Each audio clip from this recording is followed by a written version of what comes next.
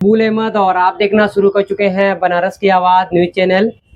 और आज हमारे साथ खास बातचीत करने के लिए जुबैर खान बागी साहब हैं, जो कि ई रिक्शा चालक और ऑटो चालक के मुद्दों को हमेशा मीडिया के माध्यम से उठाते रहते हैं और मीडिया पर हमेशा उन तमाम जो समस्या है चौराहों से लेके पार्किंग से लेके पीने के पानी और तमाम तरह की जो समस्या है, लगातार स्टैंड की जो समस्या है उसको लेकर बराबर आप बयान में बने रहते हैं। वर्तमान में इस तरह से यातायात व्यवस्था को लेकर क्या कहना चाहेंगे? इस समय जो यातायात व्यवस्था है, पर्यटक आ रहे हैं बनारस के अंदर, लेकिन लगातार वीवीआईपी मूवमेंट को लेकर लगातार चौराहे ब्लॉक कर दिया जा रहा है, जिससे कि जो ई रिक्शा चालक है उनकी जो दिनचर्या है, उनकी जो जीविका है, उन उसमें काफ़ी समस्या आ रही है।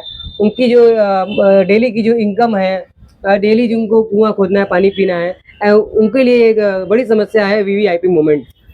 नहीं, दरअसल हो क्या रहा है, यहाँ जो यातायात विभाग है वो 20 साल पुरानी व्यवस्था पे ही चलने का प्रयास कर रहा है, जबकि हमारा बनारस 20 साल आगे जा चुका है। इनको 20 साल आगे पे काम करना चाहिए, लेकिन ये 20 साल पुरानी व्यवस्था को ही ठीक करने का प्रयास कर, जो संभव नहीं है। रही चौराहों की बात, तो इनके हर चौराहे पे इन्होंने कर्फ्यू लगा दिया है। अच्छा, इनके यातायात विभाग की जो ड्यूटी लिस्ट आप उठा के देखेंगे तो हर चौराहे पे इनकी ड्यूटी लगी हुई है। जब चौराहे पे आपने कर्फ्यू लगा दिया है तो उन चौराहों पे ड्यूटी किस लिए लगाई जाती है, ये भी एक बड़ा सवाल है। बनारस में कई ऐसे रास्ते बने हैं नए नए, जैसे कदाकपुरा आशापुर वाला ओवरब्रिज बना, फुलवरिया बना, तमाम ऐसे नए रास्तों का निर्माण हुआ, लेकिन उन रास्तों को भी सही ढंग से यातायात विभाग इस्तेमाल नहीं कर पा रहा। रही टोटो चालक और ई रिक्शा चालकों की, ऑटो चालकों की बात, देखिए देश में बेरोजगारी चरम सीमा पर है। नौजवान हमारा पढ़ लिख कर भी रोजी रोटी के लिए परेशान है। ऐसी परिस्थितियों में वो गाड़ी खरीद रहा है और रोड पे चलाकर अपने परिवार का पालन पोषण करने का प्रयास कर रहा है, जिससे गाड़ियों की तादाद बढ़ रही है। ये यातायात विभाग का जो सोचना है वो सही है, लेकिन जब आपके यहाँ गाड़ियाँ बढ़ रही हैं, सारी चीज़ें बढ़ रही, तो आप व्यवस्था को उस तरह संचालित करने का काम करें ना। आप 2007 की व्यवस्था को लाकर 2026 में संचालन करवाने का प्रयास कर रहे हैं, ये संभव नहीं। पहली चीज, पूरा सिस्टम भ्रष्टाचार की भेंट चढ़ा हुआ है। अभी आपको मालूम होना चाहिए, फिटनेस के लिए प्राइवेट फिटनेस टेस्ट ATS खोला, वहाँ पर ये चीज़ें हैं, भ्रष्टाचार इतना ज़्यादा है कि जितनी उसकी फीस नहीं है उससे ज़्यादा अब ऑटो रिक्शा अगर आपको फिटनेस कराना है, फीस तो 918 रुपया या 20 रुपया जो भी है, लेकिन आपको 1700 रुपये एक्स्ट्रा देना होगा। नहीं देते हैं तो आपकी गाड़ी में थोड़ी थोड़ी कमियां निकाल देंगे, ब्रेक कम लग रही है, लाइट कम जल रही है, जब सारी चीज़ें, स्पीड क्या है, मतलब तमाम चीज़ें आपको जब 1700 रुपया एक्स्ट्रा देंगे तभी आपकी गाड़ी फिटनेस होगी। और ये कोई नया खेल नहीं है, ये खेल शुरू से चला। RTO विभाग में भी वही खेल है, आजकल RTO विभाग में आ गया है इलेक्ट्रिक ऑटो का, तो सेम जो वहाँ था प्राइवेट में, सेम वही सिस्टम RTO विभाग में है। तो पूरा प्रशासन जो है, इनको ऐन कौन प्रकरण से इनको लूटने का ही कार्यक्रम बना के रखा है। इनकी व्यवस्था पे कोई काम नहीं कर रहा है।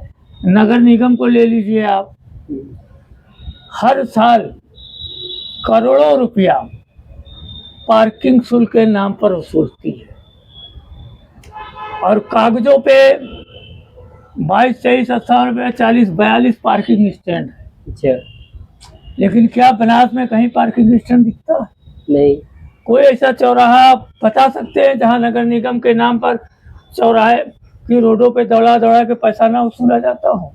हमने खुद देखा है। एक बैग यात्री का किसी ऑटो पे भूलवश छूट जाता है, जबकि ड्राइवर की उसमें कोई गलती नहीं होती। उसके लिए तीसरी आँख से जो सिगरा स्थित कायम है, जो पूरे बनारस के सीसी कैमरे को संचालित करता, वहाँ पूरे बनारस के सीसी कैमरे खंगाल लिए जाते हैं। लेकिन ये जो रोज हजारों चालकों को लूट हो रही है नगर निगम के नाम पर, इस पर कब सीसीटीवी कैमरे खंगाले जाएंगे?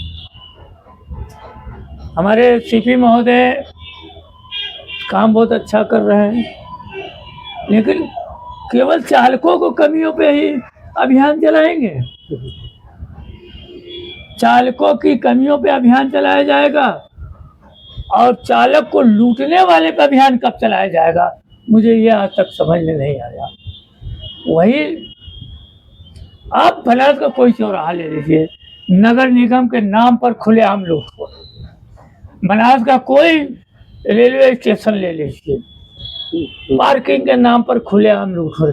इस पर अभियान कब चलेगा? सीसीटीवी कैमरा कब खुलेगा?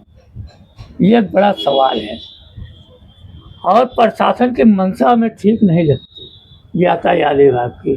अगर वह ईमानदारी से संगठनों के साथ मिलकर व्यवस्था को सही बनाने का प्रयास करे तो व्यवस्था सही बनाई जा सकती है। कोई बड़ी बात नहीं है, केवल सोच सही होनी चाहिए। जिस तरह से व्यवस्था की बात कर रहे हैं, बनारस के अंदर से आपने अभी कई संगठन का नाम लिया, तो क्या लगता है कि बनारस के अंदर इतने ज़्यादा संगठन होने के बाद भी आम जो चालक हैं उनके मुद्दों की बात नहीं हो पा रही है?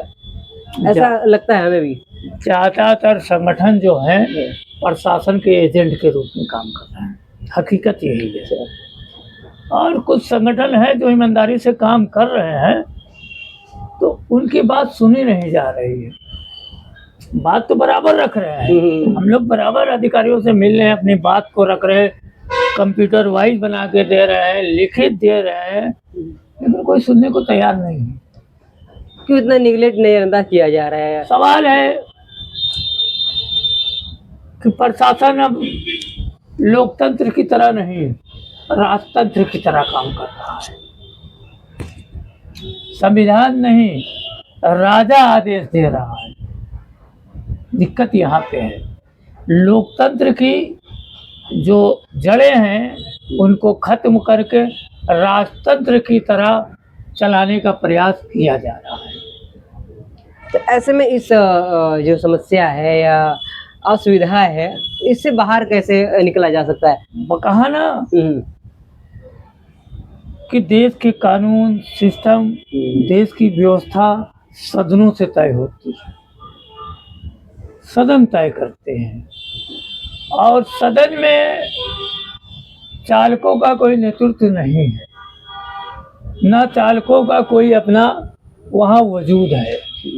जबकि चालक जब को अगर देखा जाए तो देश के 30 से 33% मतदाता चालक वर्ग से आता है, लेकिन चालक वर्ग कभी संगठित होकर मतदान नहीं करता। कभी अपने लिए, अपनी सुविधा के लिए, अपने चीज़ों के लिए वो मतदान नहीं करता। जब मतदान का समय आता है तो वो पार्टी वाइज, व्यक्ति वाइज, क्षेत्र वाइज बढ़ जाता है। जिस दिन चालक चुनाव के समय अपनी समस्याओं के लिए मतदान की बात करेगा, उस दिन चालकों की समस्या पर भी बात होगी। जिस दिन सदनों में आज तक आपने देखा है किसी का घोषणा पत्र, संकल्प पत्र, चुनावी पत्र या लोकल जो चुनाव लड़ने वाला व्यक्ति या पार्टी लोकल स्तर पे अपनी एक अलग जो भी घोषणा पत्र, संकल्प पत्र, वादा पत्र जो भी जारी करता है, उसमें कहीं चालकों की एक लाइन भी होती है, चालकों के लिए हम क्या करेंगे? क्यों? क्योंकि चालक जो है अलग अलग संगठनों में बटा हुआ है, 100 ऑटो का अलग अलग संगठन है, इसलिए चालक एकजुट नहीं है। जो चालक एकजुट नहीं है तो उनकी बात कहाँ से होगी? नहीं, तो चालक को अपनी ताकत को समझना हो। चालक वो ताकत है कि 24 घंटे दिन हो, रात हो, गर्मी हो, जाड़ा हो, बरसात हो, हर परिस्थिति में वो देश की लोगों की सेवा करता है। चपरासी हो, अधिकारी हो, सभासद से लेके सांसद तक, चपरासी से लेके प्रधानमंत्री तक, बिना चालक के कोई चल नहीं सकता। लेकिन आज चालक की स्थिति क्या है? देश को दो लोग ही चलाते हैं, एक अन्नदाता किसान और दूसरा हमारा चालक। ये दो ना रहें तो देश में कुछ नहीं हो सकता, इसको समझना पड़ेगा। तो चालक अपनी ताकत को नहीं समझ ताकत वो अपनी- ताकत एकदम चालक अपनी ताकत को पहचान नहीं पा रहा है कि वो कितना ताकतवर है। वो दुनिया चलाता है भाई। अगर आप ले लो, ट्रेन हो, बस हो, ट्रक हो, सभी को चालक चलाता है ना। अगर वो खड़ा हो जाए कुछ चल पाएगा? है कुछ चल पाएगा? जब ये व्यवस्थाएं नहीं थी, ट्रक था, बैलगाड़ी थी, घोड़े थे, तब क्या स्थिति थी देश की? एक चिट्ठी पहुंचने में महीनों लग जाता था, एक संदेश पहुंचने में महीनों लग जाता है। अब तो तुरंत बहुत हो जाता है। एक सामान पहुंचने में जीवन सालों लग जाते थे। अब क्या है?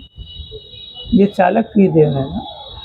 तो चालक को अपनी ताकत को पहचानना होगा तो और उसे के कुछ लिए नहीं, कुछ नहीं करना है उसे, किसी से नहीं लड़ना है, कोई धरना, कोई आंदोलन, कोई विद्रोह नहीं करना है। चुनाव के समय सिर्फ अपनी व्यवस्था पे बात करना है कि हम उसी को मतदान करेंगे जो मेरी बात करेगा।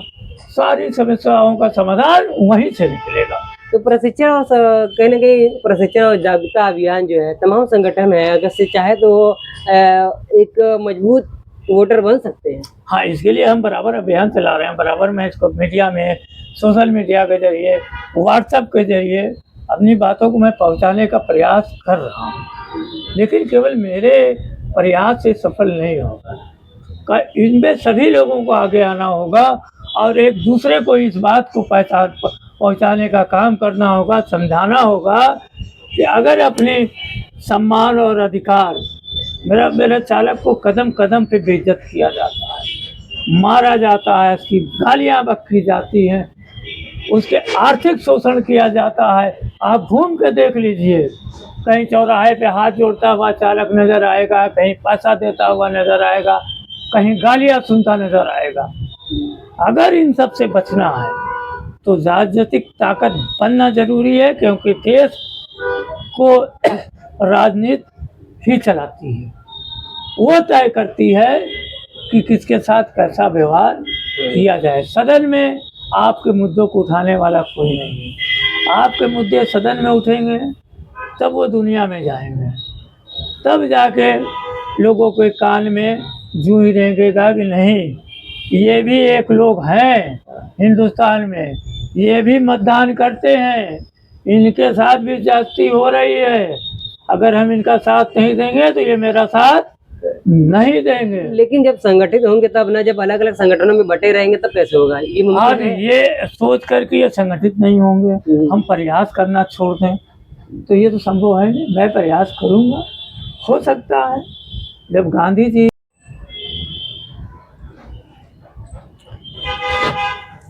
इसके साथ आपने कहा है गांधी जी की चर्चा किया। गांधी जी को जब ट्रेन से फेंका गया तो अंग्रेज से लड़े नहीं, गुस्सा नहीं किया उन्होंने, उस गुस्से को किया और अपने देश भारत आके नंगे बदन, एक धोती के सहारे और एक लाठी के सहारे देश के सारे अंग्रेजों को भगाया। समझ गए? तो कहीं ना कहीं हम उस गांधी के देश के हैं, हमें इस चीज़ को सीखना होगा, क्रोध को पीना होगा और क्रोध को पीना होगा और समस्या के जड़ पे वार करना होगा। और जड़ कहाँ है? राजनीति। राजनीति में आना होगा। राजनीति में आना नहीं है आपको चुनाव नहीं लड़ना है, आपको संगठित होकर ये आवाज उठाना है कि मेरी समस्याओं पे काम तो